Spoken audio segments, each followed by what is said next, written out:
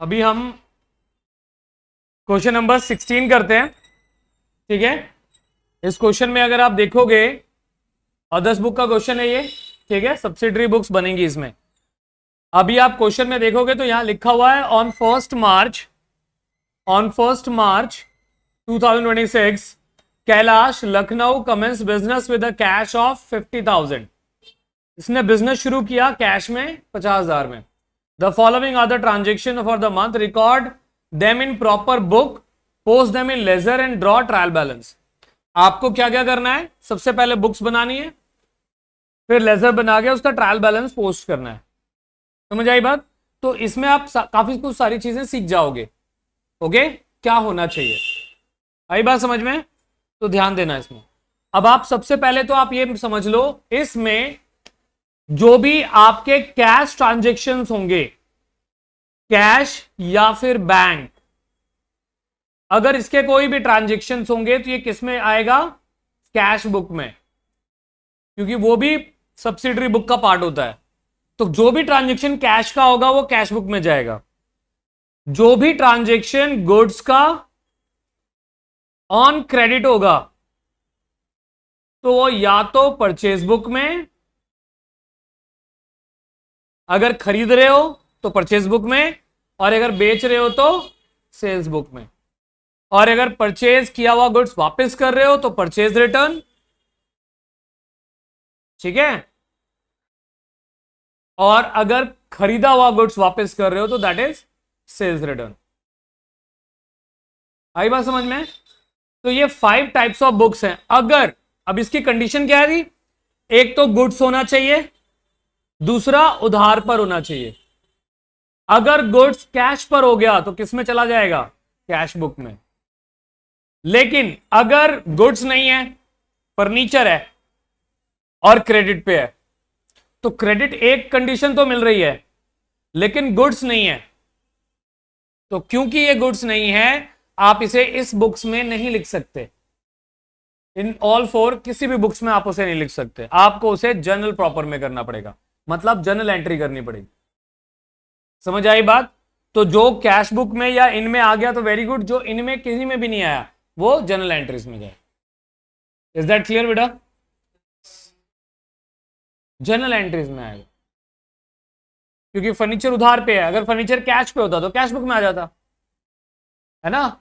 Furniture उधार पे, इसका मतलब गुड्स नहीं हुआ ना, वो उधार को हो गया बट गुड्स नहीं हुआ, तो इसलिए हमने उसे इसमें तो डाल नहीं सकते, परचेज सेल्स में नहीं डाल सकते उसे। इज दैट क्लियर बेटा? समझ आया? ओके, अभी ध्यान देना आप, ये तो क्लियर हो गया ना।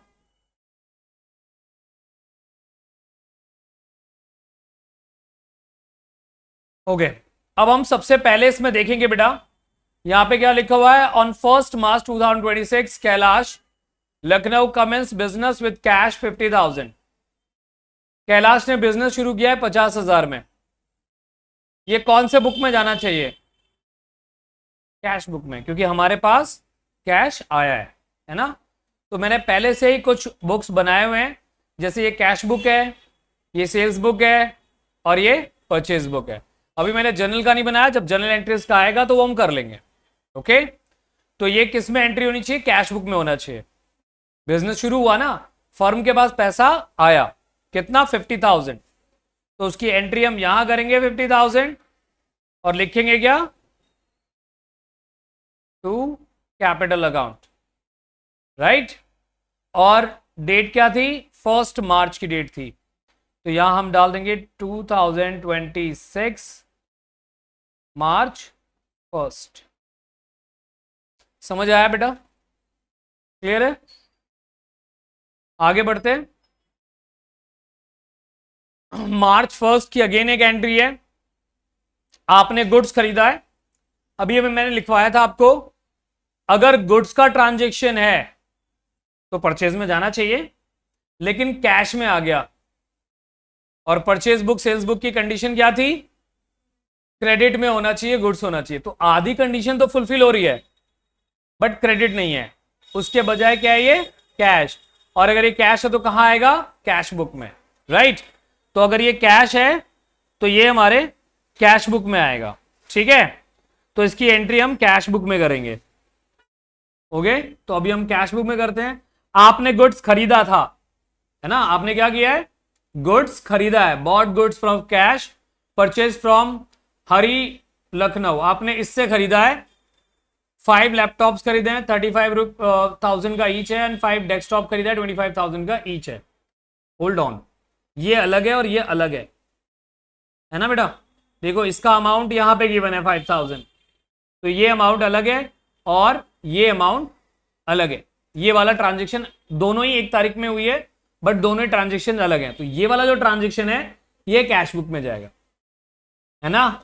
इमरान, पैसे आएंगे कि जाएंगे, तो कौन सी साइड नोट आउट करेंगे, क्रेडिट साइड। तो यहां हम लिखेंगे 5,000 और यहां लिख देंगे बाय परचेजेस अकाउंट। ये भी 1 मार्च की डेट एंट्री है। भाभी समझ में आ रहा है? Next, purchase from Hari Lucknow. हरी लखनऊ से हमने खरीदा है, नाम गिवन है, नाम के साथ कैश नहीं लिखा। अगर कैश नहीं लिखा है तो इसका मतलब ये क्या है, क्रेडिट ट्रांजेक्शन। ओके, तो इसे हम कहां डालेंगे, परचेज बुक में, राइट। तो इसको करते कैसे हैं, जैसे मैं पहले बता भी चुका हूं, इससे पिछली क्लास में हमने डिस्कस किया हुआ था। तो वैसे ही हम करेंगे, परचेज बुक में डालेंगे, यहां हम वो डेट डालेंगे 2026 मार्च 1 की एंट्री है ये। ओके, हम सीधा यहां पे क्या लिखते हैं, हरी लखनऊ।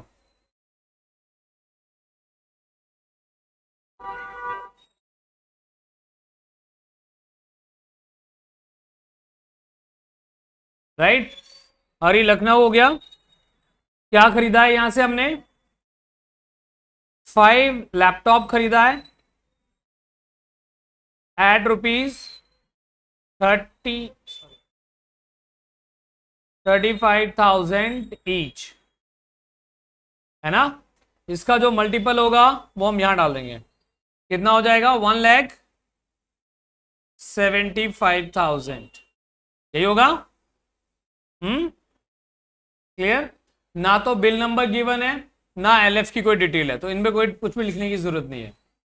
आगे बढ़ते हैं, इसमें हमने 5 डेस्कटॉप भी खरीदा है। हाँ, एलएफ भी लिखना होता है, मतलब एक में एलएफ लिख लेना, बिल नंबर वाउचर नंबर को एक में ही रख दो। ओके, 5 डेस्कटॉप खरीदा है हमने एट रुपीज 25 में ईच। ये कितना हो गया, 1,25,000 रुपीज, है ना। द सम ऑफ दैट, क्योंकि और कुछ है नहीं, तो ये कितना हो जाएगा, 3 लाख। ये टेक्निक मैंने यही सिखाया था। अब यहां हम लिख देंगे लेस, कितना ट्रेड डिस्काउंट था क्वेश्चन में, अगर हम देखें तो यहां पे लिखा है 15% ट्रेड डिस्काउंट, तो हम 15% रेट लेस 15% ट्रेड डिस्काउंट, कितना हो जाएगा, 45,000 बेटा। हाँ, ये हो जाएगा हमारा, और इससे हम डिटेल में नहीं लिखेंगे। अब हम इसे कहां लिखेंगे, 2,55,000 अमाउंट में, दैट्स इट। समझ आ गया। और ये करने के बाद आप पर्टिकुलर्स को क्या करते हो, ब्लॉक करते हो। नहीं, लिखने की जरूरत नहीं है, सीधा वहां डालो। नहीं, ऐसा कुछ नहीं है कि गलत हो जाएगा, बट मत डालो, क्योंकि जब आप अगली एंट्री करोगे ना, तो अगर वो ओपन रहेगा तो ऐसा लगेगा कि वो सम तो नहीं हो रहा उसके साथ। अभी आप देखो, मैंने इसको बंद कर दिया, अब जब मैं अगली ट्रांजेक्शन करूंगा तो उसका अमाउंट बिल्कुल अलग होगा, उससे कोई मतलब ही नहीं है, क्योंकि वो ऑलरेडी ब्लॉक हो चुका है। क्लियर, ये हमारी फर्स्ट एंट्री हो गई। आगे बढ़ते हैं, March 2 purchase computer and printer from MS computer mart against cheque for office use. हमने प्रिंटर एंड कंप्यूटर खरीदा है from MS computer mart against cheque, cheque देकर खरीदा है, तो कैश बुक में जाएगा। कैश बुक में जाएगा ना बेटा, पेमेंट हुई है ना, पैसे आए या गए, गए हैं, है ना। So buy computer and printer, right, cash book में एंट्री करेंगे, तो यहां पर आ जाएगा by computer and printers account. कितना अमाउंट था 20,000 और 2 मार्च की डेट है ये, तो ये डाला हमने। और इस बार कैश में डाल के हम कहाँ डालेंगे, बैंक में। आया समझ में? ओके, आगे बढ़ते हैं। Fifth, deposit into bank. 15,000 हमने बैंक में डिपॉजिट कर दिया, तो ये ऑब्वियसली कैश बुक की एंट्री होती है, हमने पहले ही कैश बुक पढ़ा हुआ है ना। इसमें क्या होगा, आपका कैश 15,000 कम हो जाएगा और बैंक 15,000 इंक्रीज हो जाएगा। नाम अपोजिट लिखे जाएंगे। नाम डेट क्या है 5, यहाँ 5 की डेट आएगा। जब आपने कैश में से रिड्यूस किया तो यहाँ लिखा जाएगा बाय बैंक अकाउंट, और जब हम बैंक में डालेंगे तो ये लिखा जाएगा टू कैश अकाउंट। हाँ, इसको हम सेव डाउन करेंगे, ठीक है। चलिए next 7, sold goods to Ramesh. Again एक बार नाम है और नाम के साथ कैश मेंशन नहीं है, इसका मतलब हमने ये उधार पर बेचा है। तो उधार पर बेचा है, गुड्स बेचा है, तो ये कहां रिकॉर्ड होगा, सेल्स बुक में, राइट। तो इसकी एंट्री हम सेल्स बुक में करेंगे। सेल्स बुक ये रहा, राइट। हम डेट डाल देंगे विच इज 7 मार्च 7, ऊपर लिख सकते हो आप 2026। आपने किसको बेचा है, रमेश कानपुर। तो दिस इज रमेश कानपुर, है ना। क्या बेचा आपने इसको, 2 लैपटॉप्स बेचे हैं। आप ये देखो, पर्टिकुलर्स आपको इसमें लेंदी रखना है क्योंकि डिटेलिंग ज्यादा आती है। 2 लैपटॉप्स हमने बेचे हैं 32 रुपीज के, 32,000 रुपीज के। और हमने 2 डेस्कटॉप बेचा है एट ₹24,000। यही है ना, चेक कर लेते हैं एक बार। हाँ यही है, 32,000 का हमने ये बेचा और 24,000 का ये बेचा था। तो इसको मल्टीप्लाई कर दें, डिटेल में आ जाएगा अमाउंट 64,000 तो ये हो गया एंड 48,000 ये हो गया। Is there any trade discount, है 5% का, नहीं कुछ नहीं है। तो आप इसका सम सीधा यहां अमाउंट में लिख सकते हो, हाँ 1,12,000। समझ में आया बेटा? अभी भी देखो मैंने डिटेल को क्लोज किया, उसके नीचे नहीं लिखा सिमरन, और पर्टिकुलर्स को भी मैं अब नॉर्मली क्लोज कर दूंगा लाइक दिस। इससे क्या होता है, एंट्री सेपरेटेड हो जाती है। समझ आया? आ रहा है भव्य? कितना समझ में आ रहा है? घर पे क्वेश्चन करना तो और अच्छे से आएगा, नहीं करोगे तो फिर दिक्कत आएगी। चलिए आगे बढ़ते हैं बेटा। 10 March, receive cheque from Ramesh on account. 75,000 का चेक हमें मिला, किससे, रमेश से, राइट। वी हैव 2 ऑप्शन, हम इसको चेक इन एंड करके भी रख सकते हैं या फिर डायरेक्टली हम बैंक में भी डाल सकते हैं। तो हम इसको डायरेक्टली बैंक में डाल रहे हैं, राइट। कब की एंट्री है ये, 10 की। हमें रमेश से मिला तो हम यहां पे लिखेंगे टू रमेश। कितना मिला है चेक, 75,000। सीधा हम बैंक में डाल देते हैं। क्लियर बेटा? Okay next, receive another cheque from Ramesh in full settlement 36,000। Full settlement में हमें 36,000 रुपीज मिला, किससे, रमेश से, है ना। तो जो 36,000 रुपीज आपको मिला, ये चेक मिला है कि कैश मिला है, चेक ही मिला है। तो इसे हम वापस बैंक में डालेंगे टू रमेश अकाउंट, राइट। कब हुआ था ये, 14, राइट। क्लियर बेटा? This is 14, okay.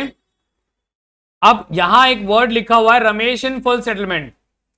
आपका रमेश के साथ क्या कैलकुलेशन था, अगर मैं चेक करूं, रमेश को आपने गुड्स बेचे थे 1,12,000 के, उसने आपको एक तो 75,000 रुपीज का चेक दिया और एक उसने आपको 36,000 रुपीज का चेक दिया।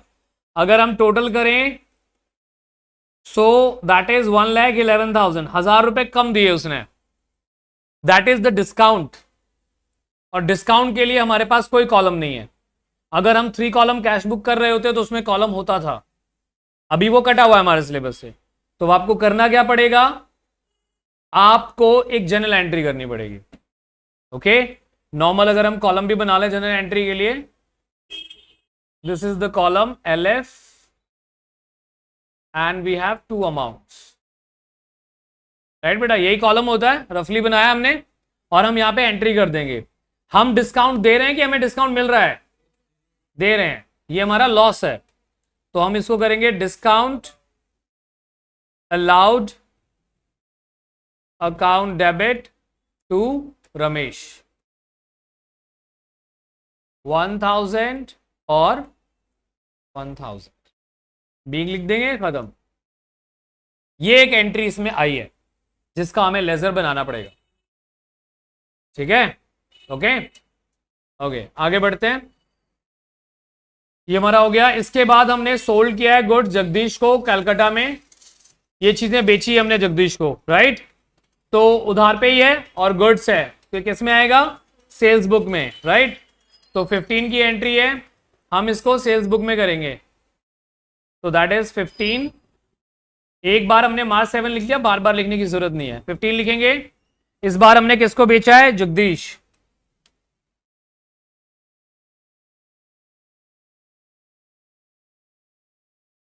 ठीक है, क्या क्या बेचा हमने, 2 लैपटॉप्स बेचे हैं एट 35,000 ईच, ओके। और उसके बाद 2 desktop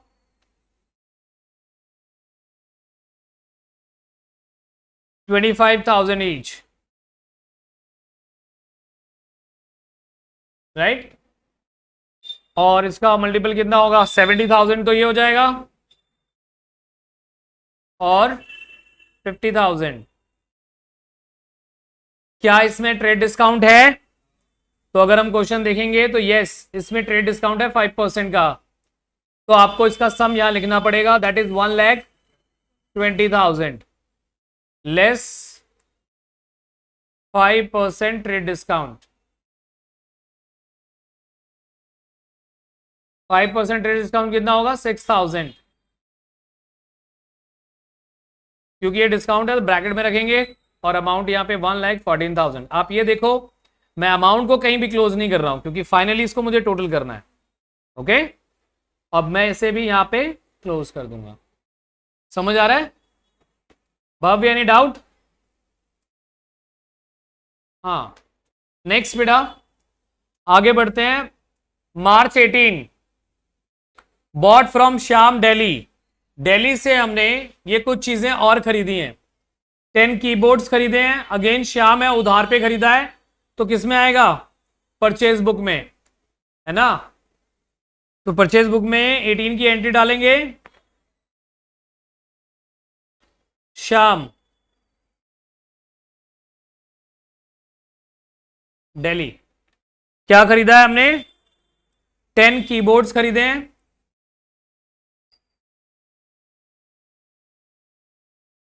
eight 1,000 rupees each, okay. हमने 1,000 रुपए ईच ये खरीद लिया। और फिर 10 माउसेस खरीदे हैं 500 रुपीज ईच, सो 10 माउसेस एट 500 ईच, राइट। तो कितना हो गया ये तो हमारा हो गया 10,000 and this is 5,000। Any trade discount question में है क्या, कोई ट्रेड डिस्काउंट नहीं है, तो आपको इसका सम नीचे लिखने की जरूरत नहीं है, सीधा इसका अमाउंट आप यहां लिख दोगे 15,000 एंड वी क्लोज इट। आया बेटा समझ में, क्लियर? ओके, नेक्स्ट टॉपिक चलते हैं। आगे लिखा है draw cash from bank for office. आपने कैश निकाला बैंक से 17,000 रुपीज का, ओके। सो ये कैश बुक में होगा, कॉन्ट्रा एंट्री। आपका बैंक रिड्यूस हो जाएगा 17,000 का, क्योंकि आप बैंक गए और पैसे निकाल लाए तो बैंक कम हो जाएगा और आपके पास कैश इंक्रीज हो जाएगा। राइट। और T20 की डेट थी, अगर आपने जो बैंक में एंट्री किया उसको आप क्या लिखोगे, बाय कैश अकाउंट, और जो कैश में किया है वो क्या लिखोगे, to bank account. This is again a contract. Okay, चलिए नेक्स्ट एंट्री पे चलते हैं। Paid to Shyam in full settlement, Shyam को हमने 14,700 की पूरी पेमेंट कर दी। अगर आप देखोगे तो श्याम के साथ हमारा कैलकुलेशन जो था अभी अभी हमने किया था 15,000 का है, और आपने उसको पेमेंट कर दिया 14,700 की। ओके, वहां कहीं ये मेंशन नहीं है कि आपने कैश में किया कि चेक में किया, तो कायदे से चेक कैश में किया होगा। ओके, सो 21 को हमने बाय श्याम 14,700 की पेमेंट कर दी। आया समझ में? लेकिन ये यहीं खत्म नहीं होगा, क्योंकि फुल सेटलमेंट है तो देर इज डिस्काउंट, 300 रुपए का डिस्काउंट है, उसके लिए आपको जर्नल एंट्री करनी पड़ेगी। इस बार डिस्काउंट आपको मिला है, तो इस बार आप क्या करोगे, Shyam debit to discount receive 300 और 300। ओके, यहां बीइंग लिख देंगे। क्लियर बेटा? चलिए नेक्स्ट एंट्री पे चलते हैं। कैश सेल्स 5 कीबोर्ड्स आपने 1200 रुपीज में बेच दिया, और 5 माउसेस आपने 600 में बेच दिए। कैश में बेचे हैं सारे के सारे, तो ये सारा कहां पे आ जाएगा, आपके कैश में, और सीधा नाम क्या आएगा, टू सेल्स अकाउंट। ये आपका 6,000 हो गया और ये आपका 3,000, दैट मीन टोटल 9,000 हो जाएगा। तो 9,000 में सीधा आप कैश बुक में लिखोगे डेबिट साइड में टू सेल्स अकाउंट, कितना आ जाएगा, 9,000। इसमें कोई डिटेलिंग की जरूरत नहीं है। राइट, समझ में आया बेटा? आगे पेड सैलरी, सैलरी पेड कर दिया हमने, है ना? क्या है, सैलरी पेड कितना है, 2,500। पैसे आए कि गए, गए हैं, तो क्रेडिट साइड में एंट्री हो जाएगा। सैलरी का भी क्रेडिट में होगा, रेंट का भी क्रेडिट में होगा, इन दोनों का। राइट, तो हम दोनों इधर करेंगे, 25 को बाय सैलरी अकाउंट, कितना अमाउंट है, 2500, 2,500, और इसके बाद है बाय, क्या है इसके बाद, रेंट, ये है 1,500, ये 28 की एंट्री है। ओके बेटा, ये दो कर दिया हमने। इसके बाद लिखा हुआ है पेड इनटू बैंक, 5,000 आपने बैंक में डिपॉजिट कर दिया, है ना? तो अब 5,000 आप क्या करोगे, बैंक में डिपॉजिट कर दोगे। तो डिपॉजिट करने के लिए क्या करना पड़ेगा, कैश कम करना पड़ेगा और बैंक हमारा बढ़ जाएगा। फिर से एक कॉन्ट्रा एंट्री होगी। राइट, यहां हम लिख देंगे बाय बैंक अकाउंट, और यहां पर हम लिख देंगे to cash account. Is that clear बेटा? This is also a contra entry. Okay, आगे बढ़ते हैं। Draw cash for personal expenses, यहां पे हाँ हाँ क्या, हाँ बड़ा,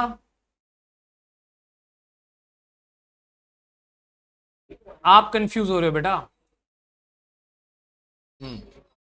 इसके बाद लिखा है draw cash for personal use, है ना?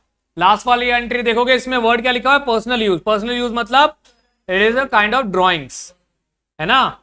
तो ड्रॉइंग्स में कितना है ये, 500 का, तो कैश में से ये विड्रॉन हो गया 500।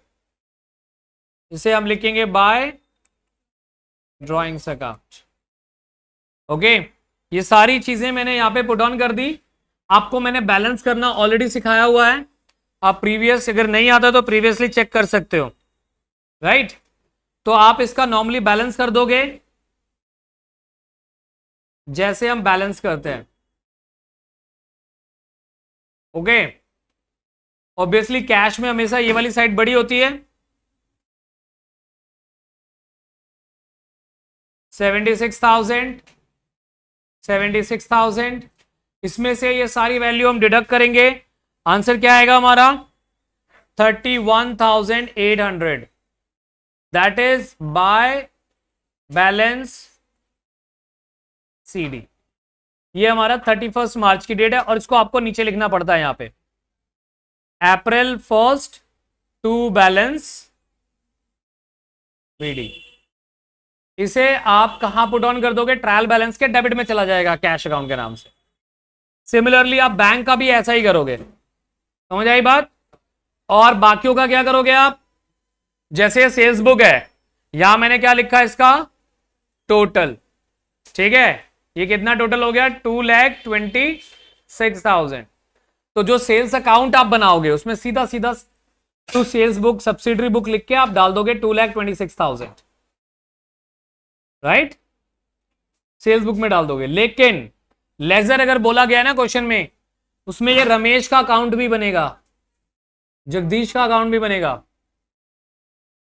राइट। अगर नहीं बन पाएगा तो मुझे बताना, मैं नेक्स्ट क्लास में बताऊंगा, ओके। कि इसमें और चीजें अगर करनी होंगी तो कैसे करेंगे वो हम नेक्स्ट क्लास में करेंगे, ठीक है। इसका प्रॉपर लेजर अकाउंट बनाएंगे, ओके। फिर मैं उसको मूवमेंट करना भी सिखा दूंगा। फिलहाल ये सीख गए आप लोग, समझ में आ गया है ना। हाँ, जर्नल एंट्रीज ये दो हैं, इसका भी लेजर बनेगा, डिस्काउंट अलाउड का बनेगा, रमेश का तो आप ऑलरेडी बना चुके होगे, क्या ऊपर जनरल एंट्री दो ही तो थी, एक डिस्काउंट रिसीव की थी, एक डिस्काउंट अलाउड की थी। अरे कर दे भाई, उससे क्या फर्क पड़ने वाला है। मैं समझ सकता हूं तुम्हारी तकलीफ को। जब आप एक एक नंबर बटोरते हो ना बेटा, तो फिर ये भी चीजें लगती हैं, है ना। तो ठीक है, वे मतलब के मार्क्स क्यों ही कटवा रहे हैं, नहीं सही बात है ना।